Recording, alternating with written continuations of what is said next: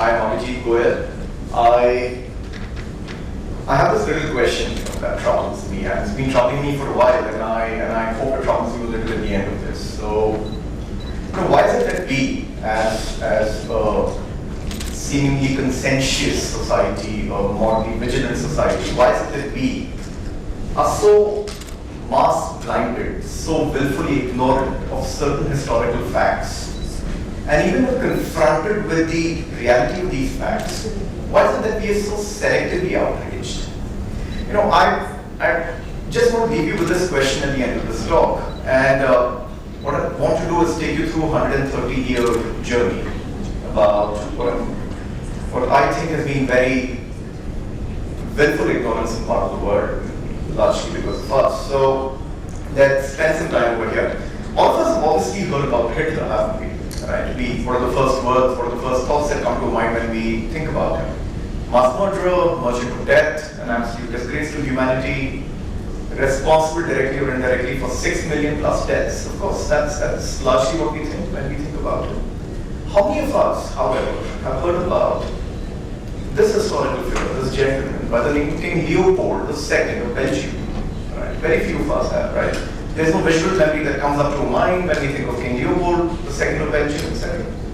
What if I'm to tell you, with this dubious distinction, this gentleman had at least twice the number of body count or blood count compared to Hitler, lived only 50 years apart, right? But the world, whatever we've learned about him or whatever we haven't learned about him, I think there is a huge amount of mass blindness in part of the world about this historical figure. Hitler died in 1945, if I'm right. Leopold died in 1909. They lived less than 50 years apart. Right? And I'm not trying to draw a very vulgar, heartless comparison between two tragedies over here.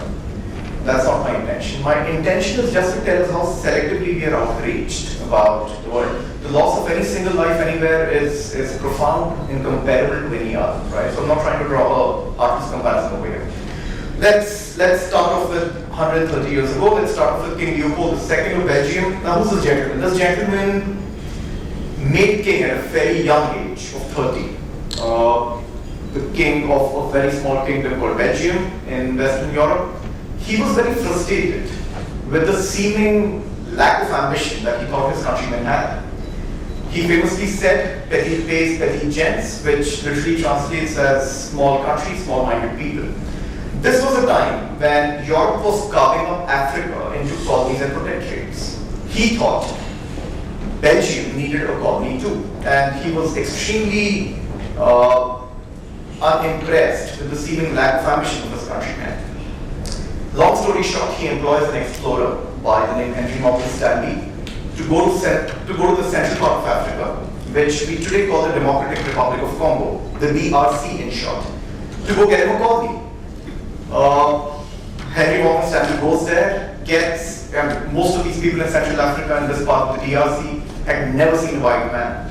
This white man goes and signs up agreements and contracts with them. They're mostly illiterate, they have no idea what they're signing upon or testing upon, which effectively signs over their lands over to a king, thousands of miles over, that's King Leopold.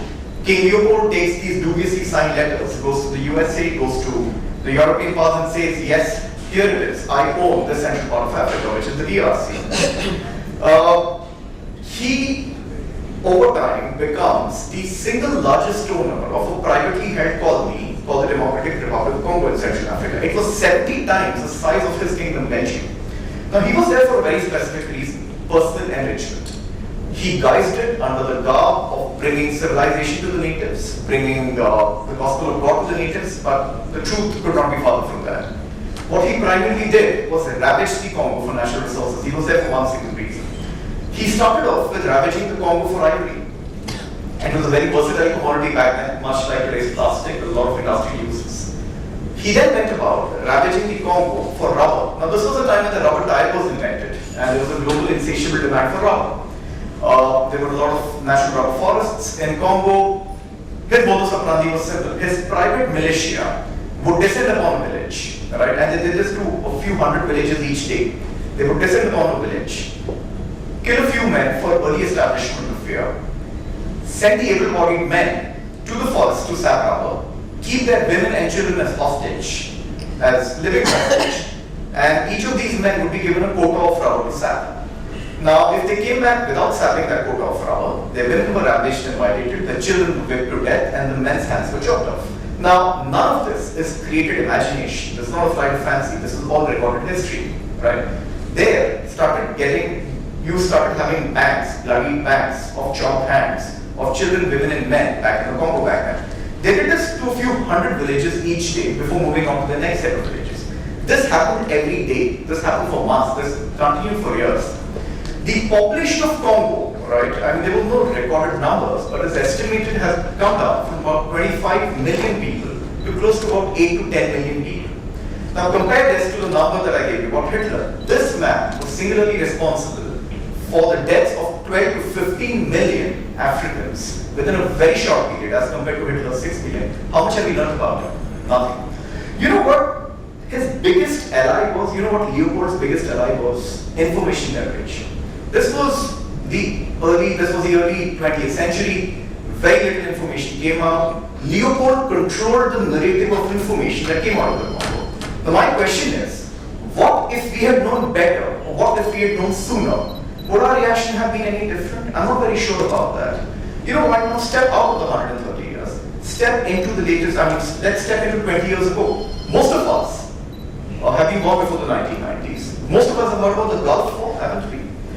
How many of us have actually heard about the Great African War that happened just 6 to 7 years after the Gulf War? We heard of the Gulf War, we heard of Kuwait, we heard of Saddam, we heard of George Bush Sr., etc. Many of us haven't heard about a war that happened just 6 years later, which is actually the largest bloodletting that's happened after the World War II, which is the Great African War. 6 million lives were lost in less than 2.5 years in the Great African War. How much of outrage actually happened across the world? Very little. Now, this is bringing me to my central point. Is there a mass and willful ignorance on our part about this part of the geography? About this part? These are humans. These are fellow humans, and we are very selectively outraged about lives. I happen to be part of a business group that was looking at opportunities in business and expansion in Africa. That's when I chanced upon the DRC. I was surprised by the kind of paradoxes this country held. It's probably one of the most resource-rich per square mile geography in the world, right? They are also the home to the Congo River, which is the second largest river in the world. The Congo River by itself, as per a United Nations report, can generate enough hydroelectricity to power the entire African continent. But you know how much, forget about the electricity it generates. The DRC has less than 15% electrification. The banking apparatus is non-existent, the business ecosystem is failing, the security apparatus is completely staring as it seems. So what happens? Companies don't invest over there. What happens even today is foreign companies control the majority of the natural resources. So cobalt in your phones, right? 50% of that actually comes from the Congo. Even today, history hasn't changed. There are foreign powers that are controlling the natural resources of this country. Locals have little to take away from that. The security apparatus is as bad as it was. The eastern part of the Congo has actually been in a 130-year-long civil war since Leopold left it. It's like a child that's, it's like an adult who's trying to come out of a very traumatic childhood. Congo as a country has never managed to have a very normal adulthood, given the kind of history that they've had.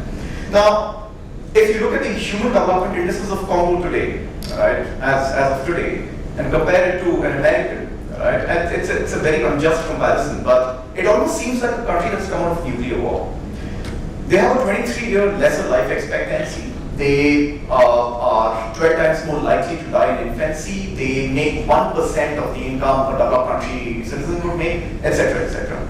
Now my question is that there have been 3 information generations, if I could say so. One has been 130 years ago when we had no information. One has been 1990 when we had some information. And one is today when we have a lot of information. You know what hasn't changed? Our reactions to it. Despite having this information, we're very selectively outraged about what's happening in this part of the world. Even today when I chat about the Congo with my friends, with colleagues, with other historians, it surprises me as to how little we still know about the kind of information that comes out of this place.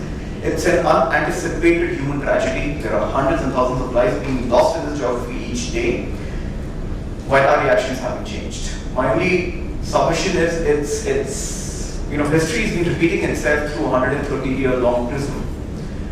This place hasn't seen stability for 130 years. We repeat and we keep repeating what has been the biggest issue in the Congo all these years, which is mass ignorance and willful ignorance. Thank you.